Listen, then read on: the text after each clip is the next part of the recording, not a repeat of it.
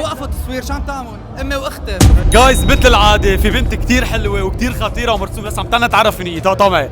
اسم الله اسم الله اسم الله. هاي معك سمير هاشم بيج دكتور بيوتي. كيفك؟ تمام؟ جاي بدي اسالك شو سر جمالك؟ اسم الله. جيت والله جابك جمالي من امك. واو جايز امها خزلان بيني اختها مش امها. اسم الله عليكم.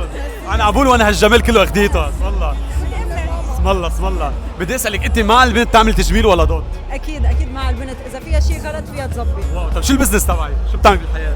انا بعدني عم بتعلم، بعدني بالجامعه. واو اسم الله جايز قد ايه حلو وخطيره مرسومه رسم. اسم الله عليك. ميرسي. بعد بدي اسالك شو بتعطي نصيحه لكل امراه هلا؟ بعطي نصيحه لكل امراه تكون قويه وتكون قد حالها وتعتمد على حالها. شو سر نجاح الامراه؟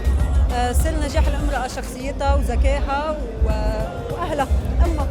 قد ايه بتعطيها نسبه نجاح لبنتك بالحياه؟ 100%. واو جايز اليوم شفناكم ببانز، شو رايكم ببانز؟ على طول هون نحن. يعني خطير. حلو. حبيتي ها؟ وهو اصلا حلو كمان بامز بوجودكم. ميرسي. بتعرفوا انتم كرمال الوحده تظبط جمالها لازم اكيد تستعملوا شيء اورجانيك، مزبوط ولا لا؟ صح. اليوم قدمكم خانس صابون بجونيا، هذا كادو من ارض لبنان. Thank you. لتستعملوه. وقفوا تصوير، شو عم تعمل؟ امي واختي، شوفي. لا خي ما في شيء. امي واختي. لا عم معروف، اذا بتعمل معروف. خي لا خي شو بك؟ شو بك؟